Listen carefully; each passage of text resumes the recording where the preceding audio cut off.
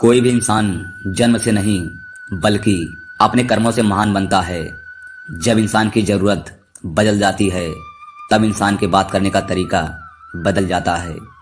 चुप रहने से बड़ा कोई जवाब नहीं और माफ़ कर देने से बड़ी कोई सज़ा नहीं। सदैव संदेह करने वाले व्यक्ति के लिए प्रसन्नता न इस लोक में है न ही कहीं और। जो मन को नियंत्रित नहीं करते उनके लिए वह शत्रु के समान कार्य करता है।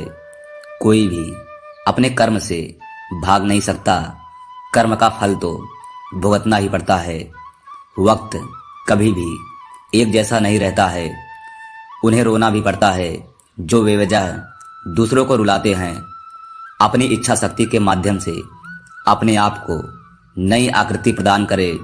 कभी भी स्वयं को अपनी आत्म इच्छा से अपमानित ना करे। इच्छा एकमात्र स्वयं का मित्र होता है और इच्छा ही एकमात्र स्वयं का शत्रु है। अपनी पीड़ा के लिए संसार को दोष मत दीजिए, अपने मन को समझाओ। तुम्हारे मन का परिवर्तन ही तुम्हारे दुखों का अंत है।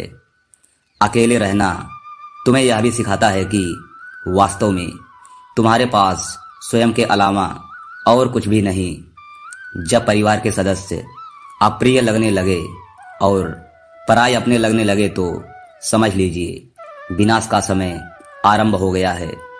अपने आप को ईश्वर के प्रति समर्पित कर दो, यही सबसे बड़ा सहारा है। जो कोई भी इस सहारे को पहचान गया है वह डर, चिंता और दुखों से आजाद रहता है। कोई भी इंसान जन्म से नहीं बल्कि अपने कर्मों से महान बनता है। जो इंसान किसी की कमी को पूरा करता है वो सही अर्थों में महान होता है। जो होने वाला है वो होकर ही रहता है और जो नहीं होने वाला है वह कभी नहीं होता। ऐसा निश्चय जिनकी बुद्धि में होता है उन्हें चिंता कभी नहीं सताती है। जिस मनुष्य के पास सब्र की ताकत है उस मनुष्य की ताकत का कोई मुकाबला नहीं कर सकता। इंसान हमेशा अपने भाग्य को कोसता है, यह जानते हुए भी कि भाग्य से भी ऊंचा उसका कर्म है जिसके स्वयं के हाथों में है। ना तो यह शरीर तुम्हारा है और ना तुम इस शरीर के मालिक हो। यह शरीर 5 तत्वों से बना है, आग, जल, वायु, पृथ्वी और आकाश। एक दिन यह शरीर इन्हीं 5 तत्वों में विलीन हो जाएगा।